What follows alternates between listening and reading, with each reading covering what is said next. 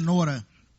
Não estamos numa feira nem no restaurante. Eu estou introduzindo a mensagem dessa forma para mostrar que a gente precisa dos nutrientes do bife, precisamos dos nutrientes do alface, também de cenoura e outros nutrientes também, não é? Então, a vida cristã, a gente vai prosseguindo, crescendo em graça e precisamos de todos os nutrientes que a palavra de Deus nos fornece. E a palavra de Deus é assim: existe a fé, existe você aprender a operar nos dons. A gente teve uma série temática sobre os dons. Também existe aquela palavra para a família, não é? Outra palavra que fala sobre santidade. Mas existem palavras que a gente precisa ouvir e vai nos trazer firmeza. E quando alguma notícia ruim chegar ou querer chegar, a gente está bem firmado nessas verdades. E já tem um tempo que eu não falo de escatologia aqui, não é? Já tem um tempo bom, tem pelo menos aí uns 3 anos, que eu não trago uma mensagem escatológica. A gente toca num ponto ou outro, mas eu senti a necessidade de falar nesse assunto justamente para te ajudar. Para te ajudar. Quantos se lembram aí do início da pandemia? O início da pandemia foi aquele alvoroço. Eu vi pessoas com medo me mandando mensagem. O que está acontecendo? Eu fui muito procurado, né? Foi uma época que eu fui muito procurado, nunca fui tão acessado. E eu tentando tranquilizar o povo, porque nós temos que interpretar a Bíblia de dentro para fora e não de fora para dentro, viu? Quando chega nessa área de escatologia, as pessoas costumam olhar os fatos e os acontecimentos e tentar adaptar aos textos das Escrituras. Isso não é a coisa certa a fazer. É da Bíblia para fora. Ok? É assim que a gente interpreta os textos da Bíblia. Até porque em todas as outras doutrinas é assim que acontece.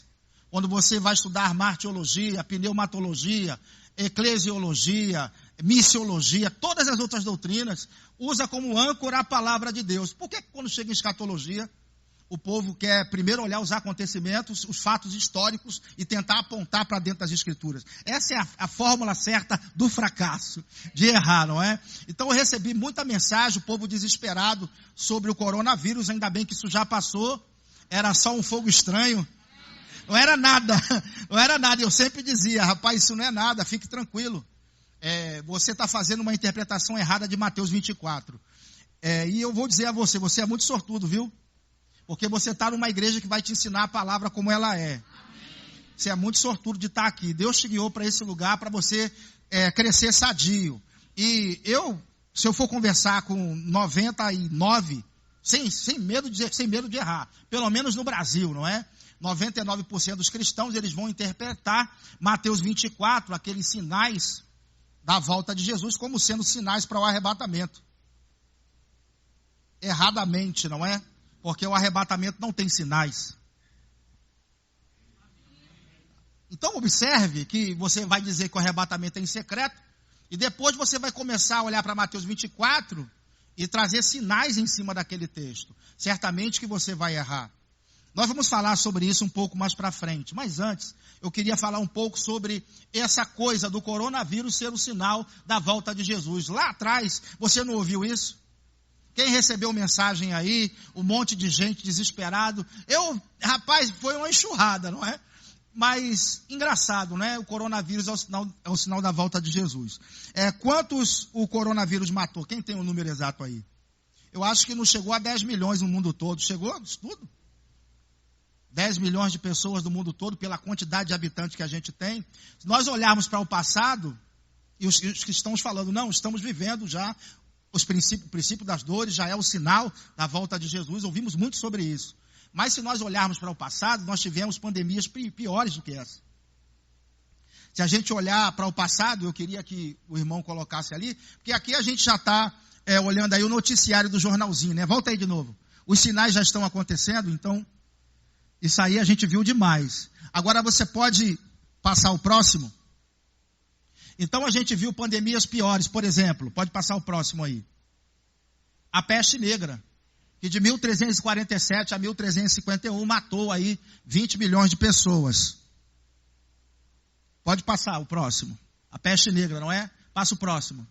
A gripe espanhola também, de 1917 a 1919, matou de 20 a 40 milhões de pessoas no mundo todo. Bastante gente, não é? E pode passar o próximo. O outro foi a Segunda Guerra Mundial. Pode passar. 85 milhões de pessoas. Então você percebe que esses 3 acontecimentos aí trouxeram uma mortandade grande, assolou o mundo. Pelo menos a Segunda Guerra Mundial, dos 3 eventos aí, eu considero o que se aproximou mais daqueles sinais que Jesus falou em Mateus 24. Jesus falou sobre guerra, rumores de guerra, terremoto, fome e peste. Quando a gente vê a Segunda Guerra Mundial e a quantidade de gente que morreu, e a gente olhando para a figura do Adolf Hitler, ele parecia o anticristo, não parecia? Principalmente porque quis matar os judeus. Eu acho que o quadro mais próximo é a Segunda Guerra. Sim ou não? De todos ali, o mais próximo do que seriam os sinais que Jesus falou é a Segunda Guerra Mundial. Eu acho que o que está acontecendo na maioria das pessoas, na mente delas, é a confusão em cima de Mateus 24, não sabendo que tempo aqueles sinais vão acontecer. Em que tempo aqueles sinais que Jesus falou em Mateus 24 vão acontecer? Para que época? E para qual povo aquilo vai se cumprir? Eu acho que o erro está aí. E hoje a gente vai separar, botar cada macaco no seu galho. Tá certo? Então pode passar o próximo, por gentileza. Então, a gente tem que interpretar a Bíblia de fora para dentro. Ou de dentro para fora? De dentro para fora. No tocante à interpretação das profecias, as outras fontes podem até falar, desde que a Bíblia fale primeiro. Primeiro a Bíblia, depois as outras fontes. A interpretação é sempre de dentro para fora. Pode passar o próximo, por gentileza? Então, a gente vai, através desse estudo, responder a 4 perguntas. Quantas perguntas? 4 perguntas. A primeira pergunta é essa aqui. Jesus falou sobre os sinais que antecederiam a sua vinda? Sim ou não? Sim, ele falou em Mateus 24, Lucas 21 e Marcos 13. E agora, quando aconteceriam esses sinais? Aqui está o erro. A gente tem que descobrir quando aqueles sinais eles vão estar acontecendo, para que a gente não associe ao nosso tempo, tá certo? Terceira pergunta, para quem são os sinais? Para qual povo aqueles sinais vão estar acontecendo? E última pergunta, o que é o princípio das dores e quem vai sofrer com as dores? Então eu vou nortear minha aula em cima dessas 4 perguntas. Vamos de novo? Primeira pergunta, Jesus falou sobre os sinais que antecederiam a sua vinda? Sim ou não? Falou, né? Quando aconteceriam esses sinais? É o que a gente vai ver. Depois, para quem são esses sinais? Que a gente vai ver. E o que é o princípio das dores? E quem é que vai sofrer com essas dores? Essas 4 perguntas vão estar norteando toda a aula, ok? Beleza? Pode passar o próximo. No final da aula a gente vai saber o que significam as respostas para essas 4 perguntas. Então, eu vou te passar antes uma chave interpretativa. Quem fez o rema aqui? Bom, tem uma chave poderosa, não é? Que você pega. Essa chave ela vai te ajudar a se livrar de pelo menos aí 90% das heresias. Pelo menos 90% você vai ficar livre se você souber essa chave. Pode passar o próximo. É a chave dos 3 povos de representação bíblica. Essa chave quem fornece para a gente é Paulo. É o maior teólogo que já existiu, é ou não é? Quem concorda comigo aí? Ninguém se iguala a esse homem na interpretação bíblica. Então Paulo viu o mundo dividido profeticamente, as profecias se cumprindo para 3 povos distintos. Quem são eles? Pronto, o povo bem afiado aqui. Judeus, gentios e a igreja. Isso está lá em 1 Coríntios 10, 32. Não vos torneis causa de tropeço nem para judeus, nem para, e nem tampouco para a igreja de Deus. Também essa chave é repetida em 1 Coríntios 1, 22. Pode passar o próximo. Porque tanto os judeus pedem sinais como os gregos buscam sabedoria. Gregos e gentios é a mesma coisa. Não dá tempo de eu te explicar aqui, mas é a mesma coisa, tá certo? Mas nós pregamos a Cristo crucificado. Nós quem? A igreja. Fica subentendido em nós que nós somos a igreja, não é isso? Aí ele fala que é escândalo para os judeus e loucura para os essa mesma chave, ela é apresentada também em Efésios capítulo 2, do versículo 11 ao versículo 24. Então nós estamos vendo que Paulo viu o mundo dividido profeticamente, as profecias se cumprindo para quantos povos? 3 povos, gentios, judeus e igreja. Quem são os judeus? São todos os descendentes de Abraão, da sua linhagem. São aqueles que vieram da sua linhagem, os descendentes de sangue, o povo judeu ou os israelitas. Esses são os judeus. E quem são os gentios? Os gentios são todos aqueles povos da terra que não são judeus. Fácil, não é? Então tudo que não é judeu é o quê? Gentil. Fácil demais. E quem é a igreja? Todos que se convertem dentre os judeus e os gentios. Beleza? Então tem um jeito dos judeus se tornar igreja. Quando ele se converte, ele se torna igreja. E tem um jeito do gentil se tornar igreja? Tem? Quando ele se converte, ele se torna igreja. Então, existem quantos povos de representação bíblica? 3 povos, gentios, judeus e... Está bem guardado isso aí. Vamos usar essa chave de agora em diante, tá bom? De posse dessa chave, a gente vai lá para o texto. Vamos lá. Glória a Deus. Vamos direto para o discurso de Jesus no Monte das Oliveiras. Pode passar o próximo. Vamos lá. Tendo Jesus saído do templo, ia se retirando. Está todo mundo enxergando bem aí? Tá, não é? Ia se retirando. Quando se aproximaram dele os seus discípulos para lhe mostrar as construções do templo. Ele, porém, lhes disse, não vedes tudo isso? Em verdade vos digo que não ficará aqui pedra sobre pedra que não seja derribada. No Monte das Oliveiras, achava-se Jesus assentado, quando se aproximaram dele os seus, e em particular, e lhe pediram, dize-nos, quando sucederão essas, e que sinal haverá da tua, e da consumação do século, ou do fim do mundo. Então os discípulos fazem quantas perguntas para Jesus? Fale pela fé pelo menos aqui, ó. 3 perguntas. Primeira pergunta, quando acontecerão essas coisas? Segunda pergunta, que sinal haverá da sua vinda? E terceira pergunta, que sinal haverá do fim do mundo ou da consumação dos séculos? Então, nós temos 3 perguntas que os discípulos fizeram para Jesus e que Jesus então vai responder para eles. Então, o relato que Jesus vai falar em Mateus 24 se refere à resposta a 3 perguntas que os discípulos fizeram para ele. Até aqui tudo bem? Então pode passar o próximo. Então vamos responder a cada pergunta. Primeira pergunta, quando acontecerão essas coisas? Já vou dizer a você que coisas são essas. Depois, que sinal haverá da sua? Segunda pergunta. E terceira, quando o fim do mundo chegará? Ou que sinal haverá do fim do mundo? Então, para eu responder aquelas 4 perguntas iniciais que eu fiz lá atrás, nós vamos seguir aqui respondendo essas 3 perguntas. Coisa interessante, não é?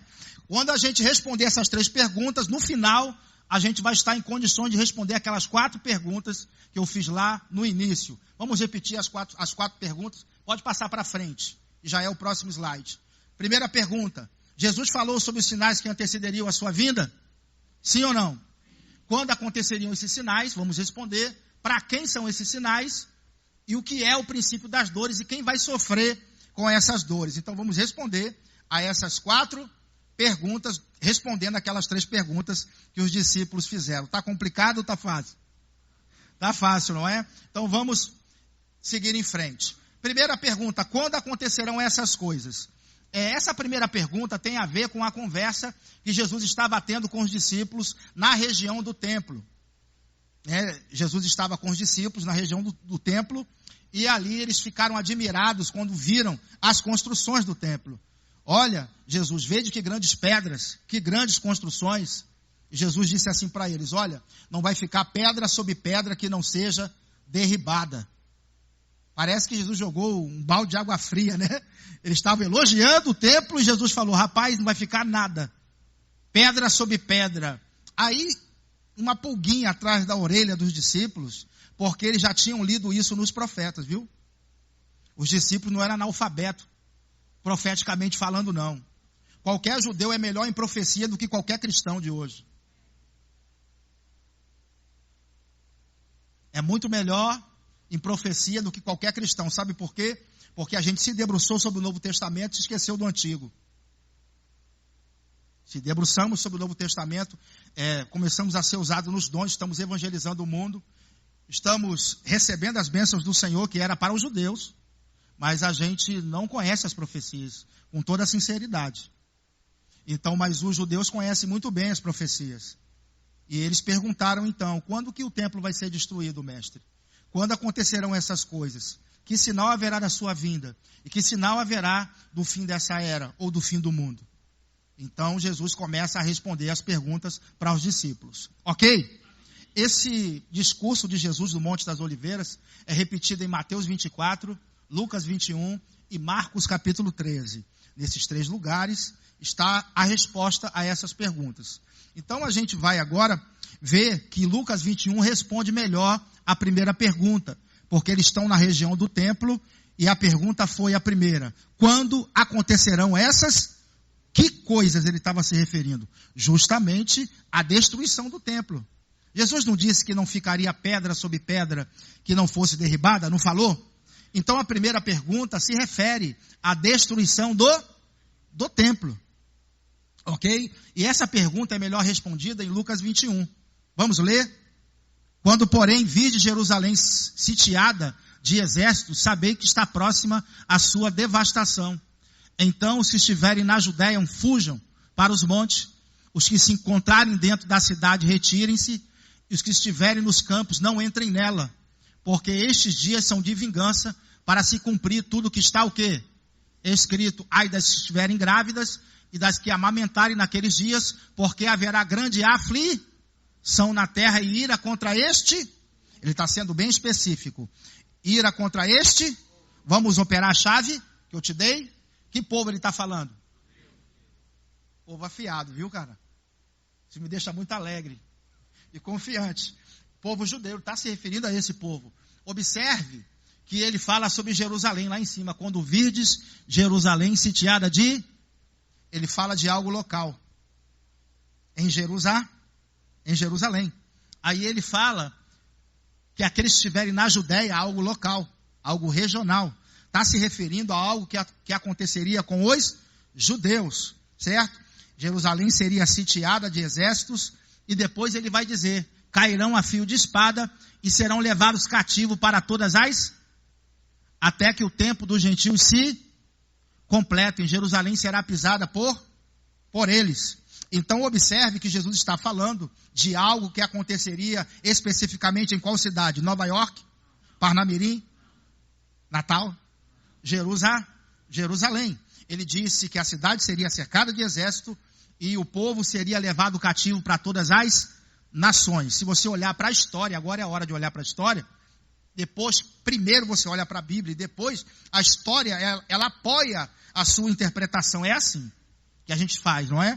Então a gente observa que no ano 70 da nossa era, o exército romano invadiu a cidade de Jerusalém, destruiu a cidade, destruiu o templo, não ficou pedra sobre pedra, o templo foi destruído, certo? Mais tarde os ladrões de tesouros vieram, e o templo, as paredes eram todas cheias de ouro, não é? O ouro derreteu com fogo, se infiltrou por entre as pedras, vieram mais tarde os ladrões e começaram a tirar o ouro que estava entre as pedras e removeu as pedras, e não ficou pedra sobre... Aleluia, a profecia se cumpriu literalmente. Então, primeira pergunta está respondida: quando acontecerão essas coisas? Que coisas? A destruição do templo. Aconteceu quando? No ano 70 da nossa era. Jerusalém foi destruída e os judeus foram dispersos pelo mundo. Os judeus ficaram dispersos pelo mundo de 1900, do ano 70, não é? Até 1948. Dá 1878 anos fora da sua terra. É muito tempo, não? 1878 anos fora da sua terra. Aí se cumpriu a profecia de Ezequiel 37. Ossos secos e espalhados. Poderão reviver esses ossos? Pode voltar a ser nação alguém fora da sua terra durante quase 2000 anos? Pode? Pelo poder de Deus, sim. Cada osso ao seu osso. Em 1948, os judeus começaram a voltar de várias nações do mundo e se juntar cada osso ao seu osso. Aqui nós vemos então, a primeira pergunta está respondida. Quando acontecerão essas coisas? Que coisas? A destruição do templo. Aconteceu em em 70, né? Em 70 da nossa era, no ano 70. Pode passar o próximo. Segunda pergunta, melhor. Vamos aqui ver agora a diferença entre arrebatamento e segunda vinda. Porque o que acontece é que quando se lê Mateus 24, se pensa que aqueles sinais que Jesus falou, fome, peste, terremoto, está se referindo a sinais para o arrebatamento. Essa é a confusão. Não é? As pessoas pensam que fome, peste, terremoto, guerras, rumores de guerra, está se referindo a sinais para o arrebatamento. Mas o arrebatamento não tem sinal, não é? Ele vem buscar em secreto. Olha a confusão. Então toda a confusão está em cima disso aí. Não saber a diferença entre arrebatamento e segunda vinda. Então eu vou falar para você aqui a diferença. Arrebatamento é antes da tribulação. Diga glória a Deus. Arrebatamento é antes da tribulação. O arrebatamento, o encontro com o Senhor é aonde? Nos ares.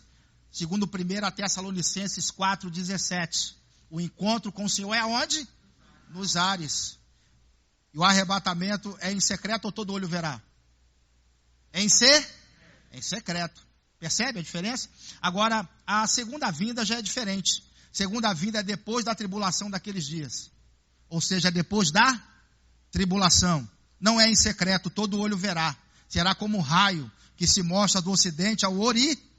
Todo mundo vai ver. E, segunda vinda, Cristo pisa na terra para governar. Diferente demais, não? Então, por não saber a diferença entre arrebatamento e segunda vinda, se interpreta Mateus 24 como sendo sinais para o arrebatamento, sendo que arrebatamento não tem sinais.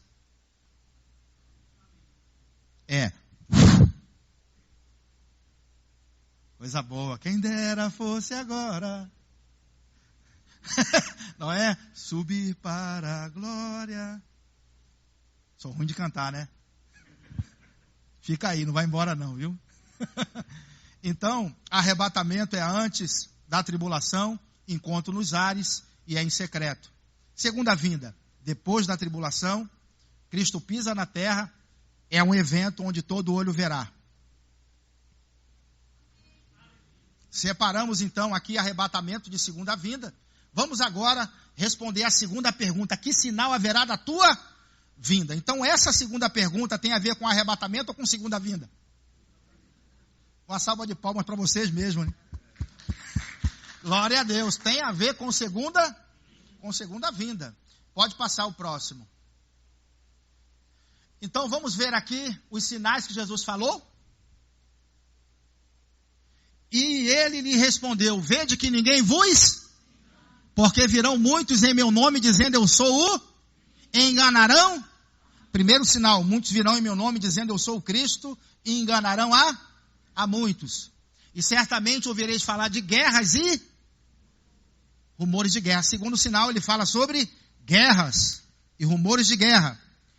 E ele continua: vede, não vos assusteis, porque é necessário assim acontecer, mas não é porquanto se levantará nação contra nação, continua falando de guerra, reino contra reino, e haverá, terceiro sinal, fomes, diga fomes, e ele fala, e terremotos em vários, quarto sinal, terremotos em vários lugares. Agora ele usa uma expressão, e ele diz que tudo isso é o princípio das dores. Então, nós vamos ver agora aqui, quando esses sinais vão acontecer? É a nossa segunda pergunta. Lembra lá?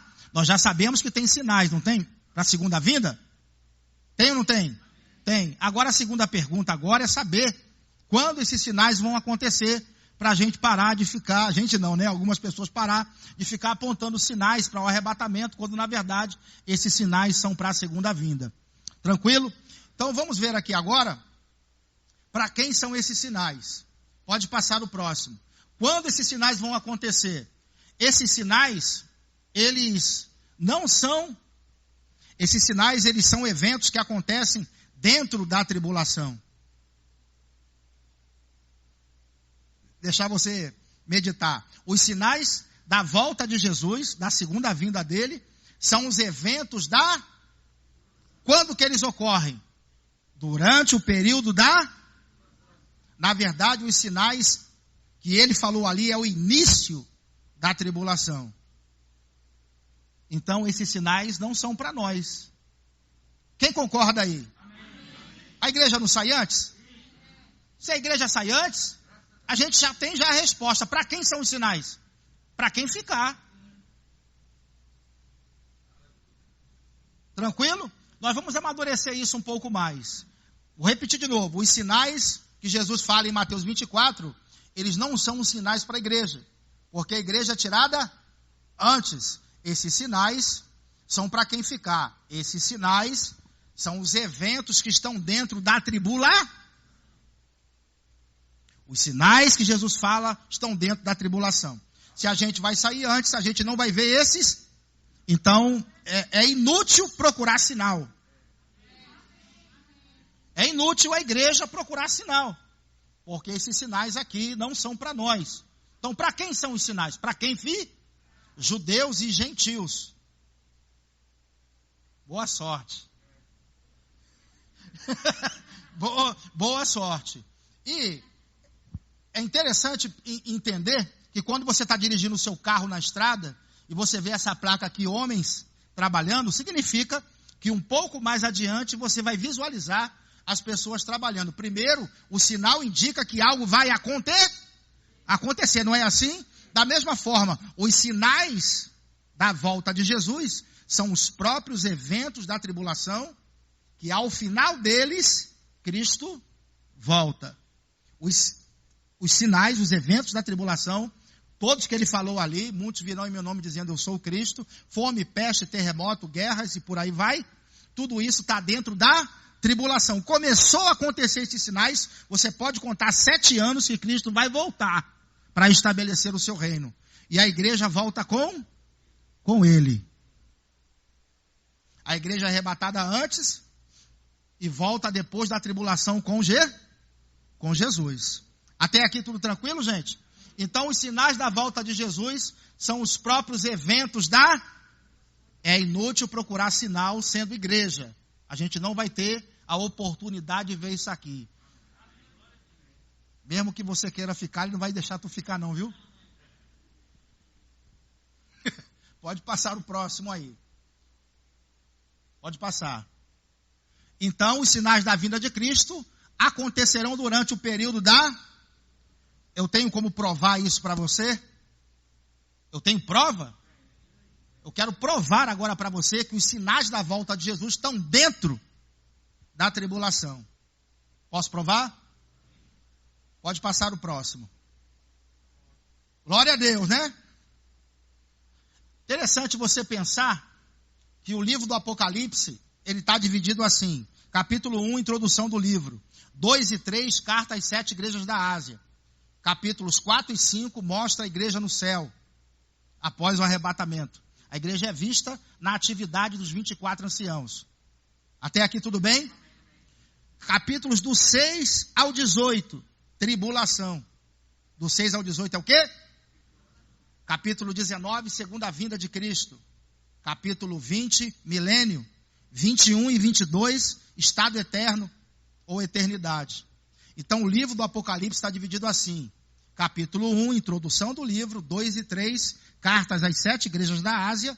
4 e 5, igreja onde? No céu. Do 6 ao 18, capítulo 20, 19, segunda vinda de Cristo. Capítulos 20, milênio. 21 e 22, eternidade ou estado eterno. Então do 6 ao 18 é A gente já sabe que do capítulo 6 ao 18 está narrando os eventos da tribulação. A pergunta que não quer calar: será que eu consigo ver os sinais que Jesus falou em Mateus 24 se cumprindo do 6 ao 18?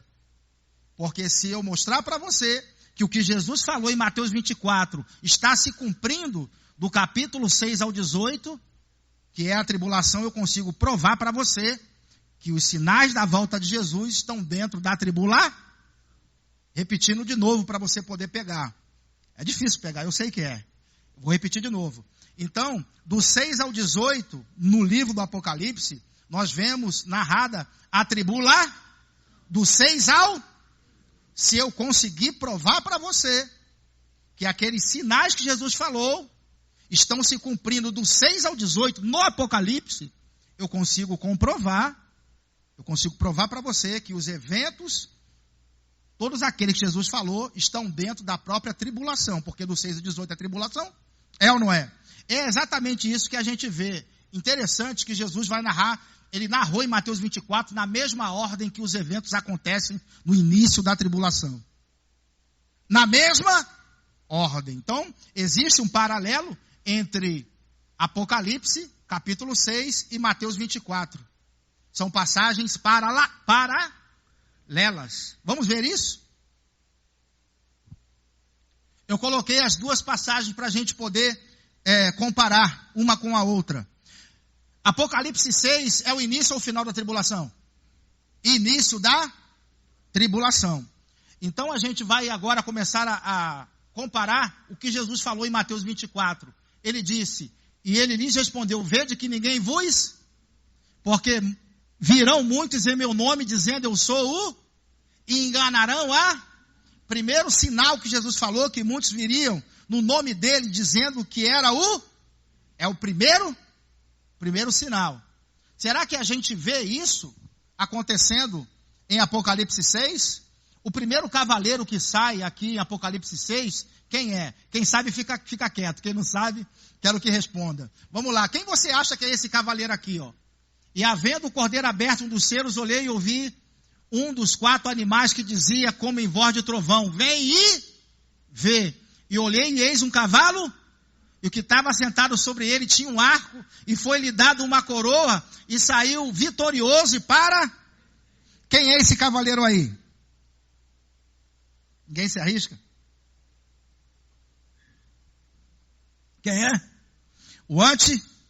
É o anticristo. Tem muita gente que pensa que esse é Jesus. Jesus é o cavaleiro do capítulo 19. Esse aqui é o do Paraguai, né?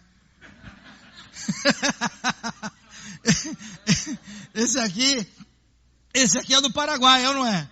Porque esse aqui está tentando vencer. Jesus já é vencedor.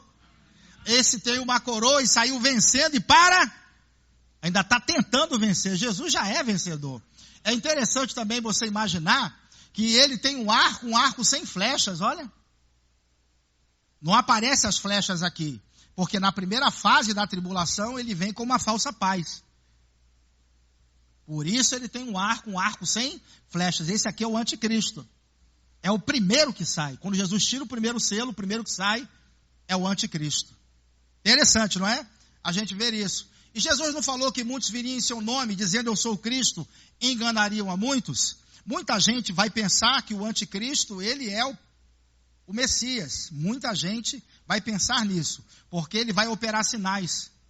Ou ele, ou o seu pregador, que é o falso profeta, que também vai estar operando sinais nessa época. Então muitos serão enganados.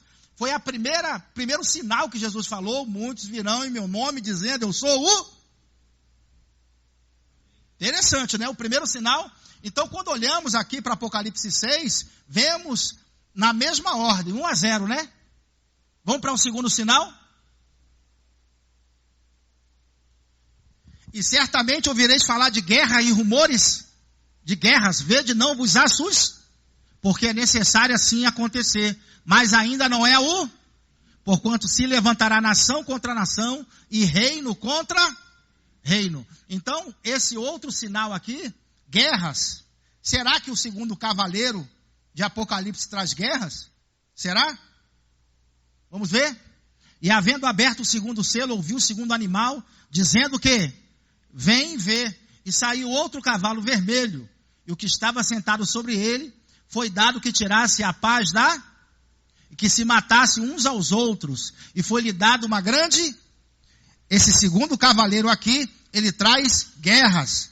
E Jesus falou que o segundo sinal seria guerras e rumores 2-0, né?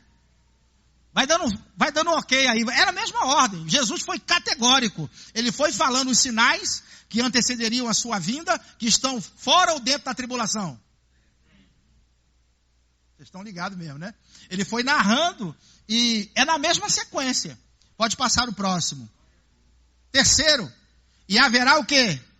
Fome. Será que o terceiro cavaleiro traz fome sobre a terra? E havendo aberto o terceiro selo, ouvi dizer o terceiro animal, vem e olhei e eis um cavalo quicou. E que estava sobre ele, estava sentado, tinha uma balança em sua, e ouvi uma voz no meio dos 4 animais que dizia, uma medida de trigo por 1, e 3 medidas de cevada por 1, e não danifiques o azeite e o... Então observamos que o terceiro cavaleiro ele traz fome, carestia sobre a terra. Exatamente na mesma ordem que Jesus falou. Até aqui tudo tranquilo? Maravilha. Então os sinais da volta de Jesus estão dentro da tribulação, está bem provado, tá ou não está? Pode passar o próximo aí. Vamos lá. Porquanto se levantará nação contra nação, reino contra reino, e haverá fomes em vários lugares. O quarto cavaleiro traz um misto de tudo. Ele traz morte de uma forma geral, com um agravante, ele traz pestes também.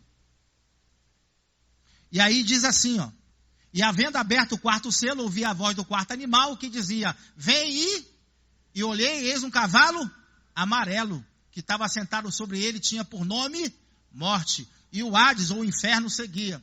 Foi-lhe dado poder para matar a 4ª parte da terra, ó, com a espada, com a fome e com as feras da terra. Então, tudo aquilo que os outros trouxeram, ele também traz, com agravante agora de peste, e também as próprias feras da terra vão estar devorando os homens. Terrível, não é? Então nós conseguimos ver aqui que todos os sinais que Jesus falou estão se cumprindo. Agora, em terremotos, pode passar o próximo. Se você continuar lendo lá, Jesus vai falar da perseguição que haveria e que muitos seriam mortos. Se você olhar o 5º selo, quando é aberto, debaixo do altar, no céu, aparecem as almas daqueles que foram mortos, por causa da palavra de Deus e do testemunho que deram. É na mesma ordem. Depois você compara em casa com calma, vai sublinhando, e você vai ver tudo isso acontecendo. Jesus falou sobre terremoto, porquanto se levantará nação contra nação, reino contra reino, e haverá fomes e o quê? Terremotos em vários. Agora vamos ver aqui, Apocalipse 6, do 12 em diante. E havendo aberto o 6º selo, olhei e eis que houve um grande, e o sol tornou-se negro como saco e a lua tornou-se como, e aqui ele vai falar um montão de desgraça, que vai estar acontecendo nessa época aí, que eu não vou nem ler, depois você lê. Então observe que na mesma ordem que Jesus vai narrando os acontecimentos, os sinais que antecedem a sua vinda, é na mesma ordem que sai no livro do Apocalipse, porque o capítulo 6 de Apocalipse é o início da tribulação, a quem Jesus chamou de princípio das dores. Até aqui tudo bem, né? Então os sinais da volta de Jesus são os próprios eventos da tribulação. Está certo. A gente vai ver esses sinais? Não, a gente sai antes. Esses sinais é para quem? Ficar, principalmente os judeus. Deus estará com a tribulação provocando a conversão nacional, para se cumprir as profecias. Até aqui tudo bem, gente? Então vamos em frente. Glória a Deus. Olha o jornalzinho aí, ó. Então, para quem são os sinais? Para quem estiver vivendo aqui. De onde Jesus tirou a ideia, princípio das dores? Ele falou, deu vontade, ele falou, princípio das dores. Deu vontade, ele falou, é o princípio das dores. De onde ele tirou isso? Se você fizer um escaneamento em Mateus 24, comparar com Daniel, o livro de Daniel e o livro do Apocalipse, os eventos são os mesmos.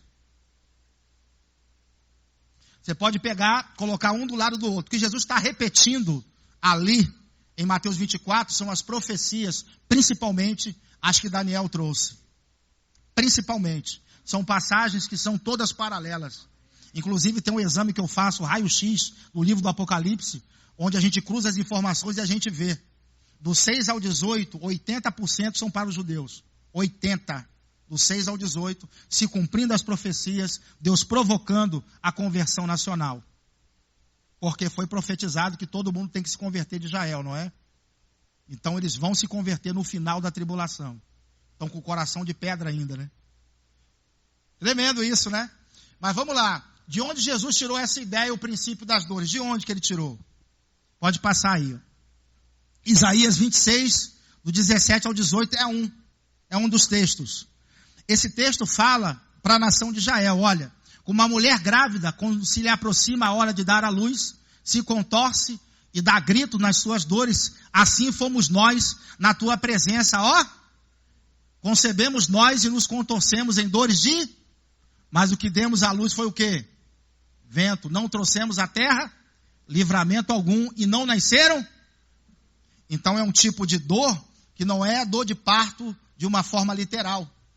É uma dor de parto figurada, figurativa, onde a nação de Israel vai estar dando a luz ao reino.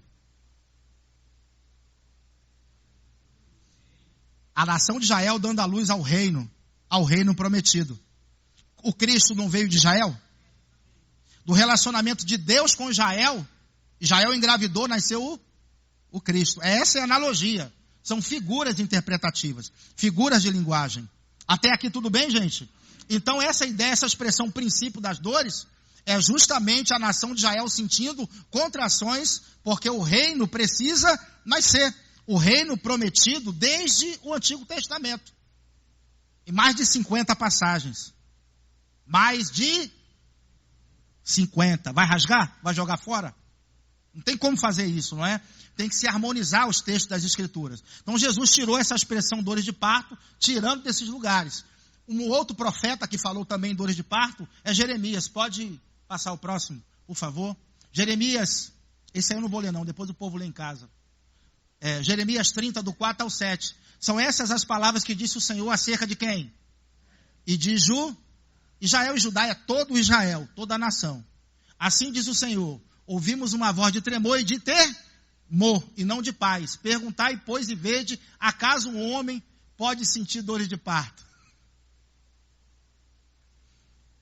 Aí ele continua, porque vejo, pois, cada homem com as mãos na cintura, como que está dando e por que se tornam pálidos todos os rostos? Que grande é aquele dia, e não haverá outro. Jesus disse que não haveria tribulação como aquela. E ele diz, é tempo de angústia para a igreja. Para quem? Está vendo? É destino de Israel passar pela tribulação. Os profetas falaram isso. E esse momento para eles vai ser como sentindo dores de por que essa analogia é tão interessante? Imagina aí que Jesus na primeira vinda, ele ofereceu o reino aos judeus. Eles disseram, a gente não quer que você reine sobre nós não, vai-te embora. Ainda mataram ele, né? Mas ele era duro de matar. Ressuscitou de novo. Amém? Ressuscitou. E falou, eu vou voltar, viu? I come back. Eu vou voltar. Falou, eu vou voltar. Vocês vão me querer. Vocês vão estar angustiados, cedo me buscarão, como está lá em Oséias. Vinde e tornemos para o Senhor. Aleluia! Porque ele fez a ferida e a atará. A nação de Israel foi cortada. E nós que éramos oliveiras bravas, os gentios fomos enxertados na oliveira verdadeira. Aleluia!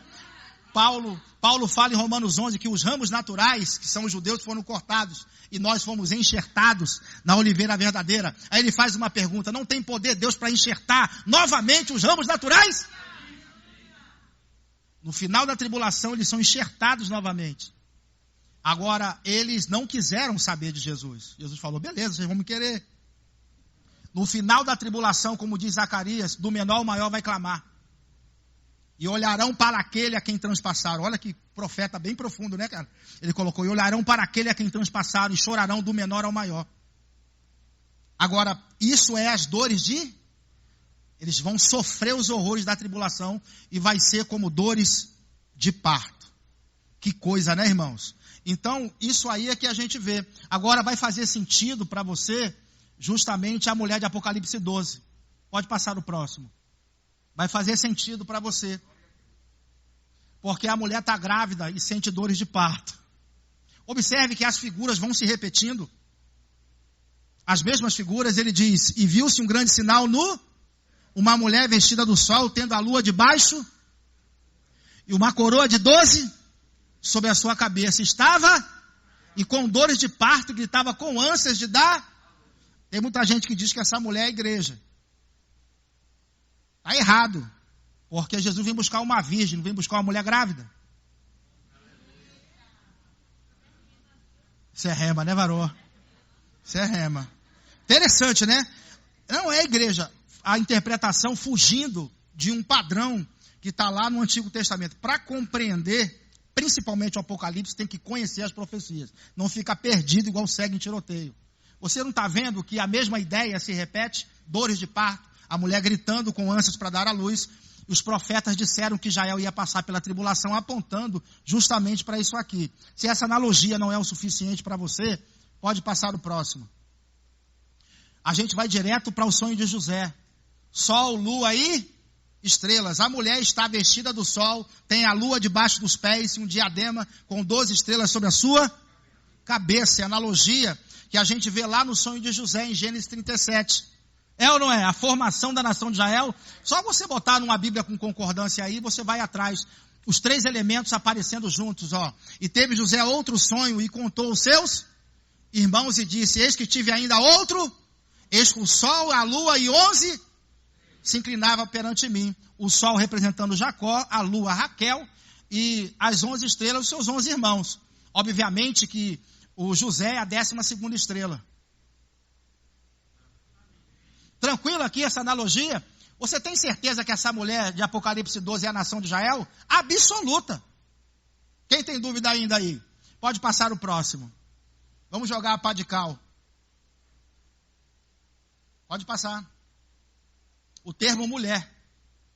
Deus nunca tratou a igreja como mulher, no sentido de relacionamento entre marido e mulher. A igreja é a noiva, aguardando o seu noivo. Mulher, já casada, com relacionamento, só Israel. Pode passar o próximo aí. Você pode anotar todas essas passagens e ler com calma. Se não tiver convencido, você lê o livro do profeta Oséias. Porque o profeta Oséias simbolizava a Deus. Ele falou, vai na vida, pega uma prostituta, se casa com ela e tenha filhos com ela. Ali Deus estava mostrando a prostituição da nação. Porque prostituição espiritual é a nação idólatra. Tranquilidade? Então, se você não tiver convencido, lê o livro do profeta Oséias, vai mostrar a relação. Deus querendo mostrar que Israel estava se prostituindo. Deus nunca tratou a igreja como mulher no sentido de relacionamento entre marido e mulher. Israel que tem essa analogia. Anota essas passagens e lê depois. Vou ler só uma aqui para tirar a pulguinha de trás da orelha. Pode passar o próximo aí. Ó. Porque o teu Criador é o teu. Está vendo? Aí ele continua. O Senhor dos Exércitos é o seu. O Santo é o teu. Que é chamado Deus de toda a terra. Porque ele te chamou como uma mulher desamparada e triste uma mulher da mocidade que fora desprezada, diz o teu Deus. Então nós percebemos, então, que a mulher sentindo dores de parto, é a nação de Israel, sentindo contrações, porque o reino está nascendo. Começou a tribulação 7 anos depois, o reino nasce, ou seja, Cristo volta para governar a partir de Jerusalém, para se cumprir as profecias. Glória a Deus, gente. E eles estão sentindo dores de parto. Exatamente essa analogia. Por que dores de parto? Porque a mulher não tem poder sobre o seu corpo quando está grávida. A criança precisa sair. Quem está mandando é quem? A criança. Quem está mandando é a criança. Ela tem que parar tudo para ter o filho, senão morre. É ou não é? Essa analogia é muito perfeita, porque tanto fala do sofrimento das contrações aumentando cada vez que a vinda se aproxima. Porque a tribulação é assim, selos, trombetas e taças. Começa numa certa intensidade e termina numa intensidade maior. Então vai piorando. Boa sorte para quem ficar, tá certo? Ainda bem que a gente não vai ficar. A analogia é perfeita. Na primeira vinda, Israel tinha um controle, disse, não queremos que você reine sobre nós. Ele falou, beleza. Na segunda vinda, eles não têm controle, o reino precisa nascer. Glória a Deus. Pode passar o próximo. Bom, isso aí eu já falei. Pode passar, meu irmão, que a gente está com o tempo bem reduzido. Vai-se embora. Depois eles podem pegar os slides ali e ler em casa. É mais jogo. Então, a primeira pergunta, quando acontecerão essas coisas, se refere à destruição do templo. Já aconteceu? No ano 70. Segunda pergunta, que sinal haverá da sua vinda? Os sinais são os eventos da tribulação. Estão dentro da tribulação, está bem comprovado. Adianta procurar sinal? Não, porque ele vem buscar a igreja em secreto. Tranquilo, segunda pergunta resolvida. Então a tribulação, os sinais que Jesus falou, ocorre dentro da... Quando acontecerão os sinais? Dentro da tribulação. E para quem são os sinais? Principalmente para os judeus. E para quem ficar.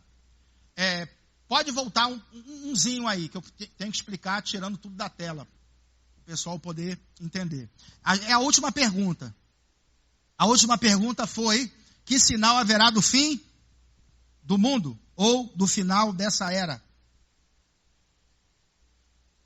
Pouca gente presta atenção, pouquíssima gente. Presta atenção no que eu vou dizer agora. O judeu acreditava que o mundo estava dividido em duas eras. A era presente e a era vindoura. Ok? A era presente e a era vindoura. Eles acreditavam que a era presente é má, é ruim. Essa era é cheia de morte, prostituição, adultério. Tem um governante que é Satanás. Ele chama essa era também de presente século. Quem já leu isso? O presente século. Porque a palavra para século, mundo e era é a mesma palavra. É a palavra grega aion. Aion pode ser traduzido como o cosmos, o mundo, ou pode ser traduzido como o sistema do mundo. Nesse contexto, é o sistema do mundo, ok? Então, era, século, mundo, é a mesma coisa. Até aqui tudo bem? Então, a gente está vendo que o judeu, ele acreditava que o mundo estava dividido em duas eras. A era presente, que é ruim, ou presente século, que é mau, e a era vindoura, que seria uma era de paz, de prosperidade, onde não haveria mais morte sob o governo do Messias. Essa é a era que eles esperavam acontecer. Eles viam dessa forma. Sendo que existe um detalhe. Entre uma era e outra, haveria um período de tribulação, onde a humanidade experimentaria o pior momento da sua vida.